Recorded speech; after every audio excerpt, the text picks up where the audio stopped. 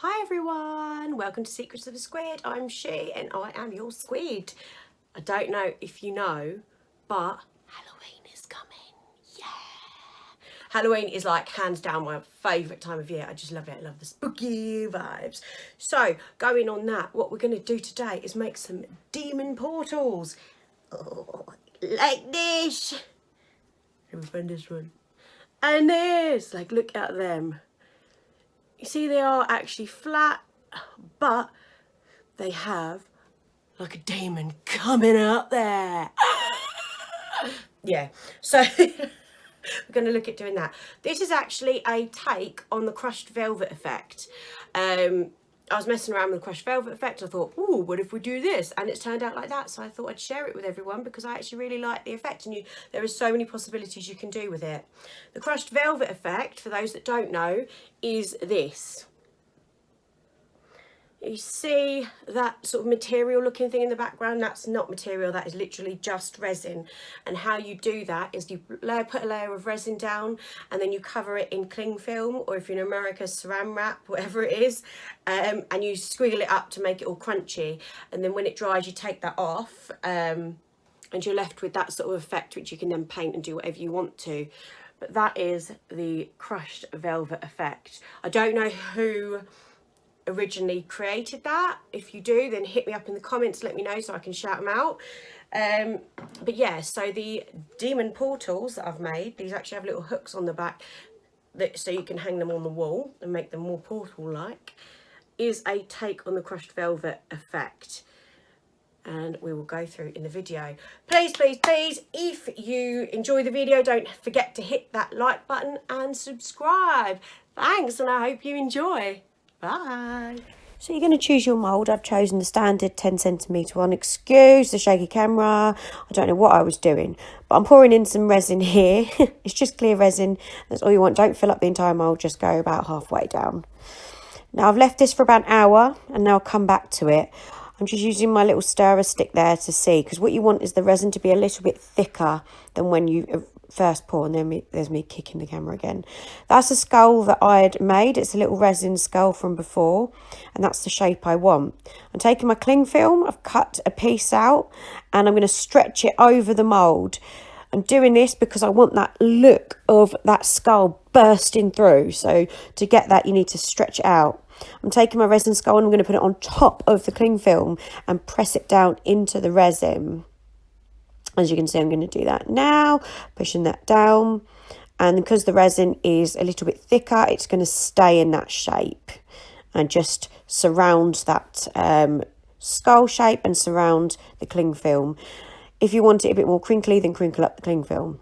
So I've left this a day now. It is now completely dry. So you're going to remove the cling film and the skull. I've got it a little bit stuck. And if you do, don't worry. That skull is just set in there. The resin is encapsulated around it. So, oops, off screen. Didn't mean to do that. But I've just taken a little screwdriver and popped it out. And easy, out it comes. You see, it hasn't got any resin on it. It's not damaged because it was behind that cling film. There you go, you can see that. I'm going to take the rest of that cling film off, pull it off, and you will see that effect has been left now inside the resin. So it looks like it's still there. Isn't that great? That indentation just looks fantastic. What I'm doing now is I'm getting some colour shifting pigment, and because the resin is completely bone dry, brushing it on nicely will just make it go everywhere, and this pigment flies away at the best of times. So what I'm doing is I'm just dabbing it on, taking a whole brush load and then dabbing it on top of the resin. Because it's going to sit there, it's not actually being held in place like it would if you brush it on a mould. So use plenty of it, whatever colour you want. You can do this with a mica powder or just with a colour shift like I'm doing with this one. Found a little bit of cling film that sneakily trapped itself in there, so I'm just going to remove it and then add some more pigment over the tops, because I've obviously brushed that out of the way when I've moved that cling film. Yes, I do love to make a mess. As you can see, I am doing a very good job at making a mess right now. That powder is all over my hand. I do tend to just chuck it in the air and enjoy the sparkles. Okay, this bit looks a bit scary, but trust the process. I've got some black resin. All it is clear resin and acrylic paint. mixed it up and I'm pouring that on top. I'm going to leave that to set now. And that is it. It is literally that simple. Okay, so leave that a day or two depending on your resin brand, and then you're going to go into demoulding. Here comes the demould then, and popping that out. My mould is really old and really needs to be chucked away, and it's got stuck, so it will be chucked away now. But as you can see, because of that, it is really foggy, but you can just about see it. So I'm just going to take off that little bit of silicone that's stuck to it, and this is what we call doming. I've put it down on my silicone mat, and I'm going to mix up some clear resin and just pour it over the top. Just watch that. It's like a magical effect where you can suddenly come to life and you can see it. Don't be shy, use plenty of resin. You want to get that nice, clear, beautiful domed effect on that.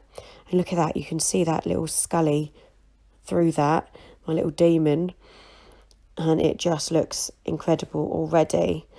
I'm going to take a heat gun and I'm just going to give it a quick blast and make sure that all the resin is dripped around evenly on the edges, so the edges are covered, and it just makes sure that you get rid of as many bubbles as possible. But yeah, it is looking good. Once you've done that, you're just going to leave it to dry. And here it is, the finished piece. Look at that shine, my little demon portal.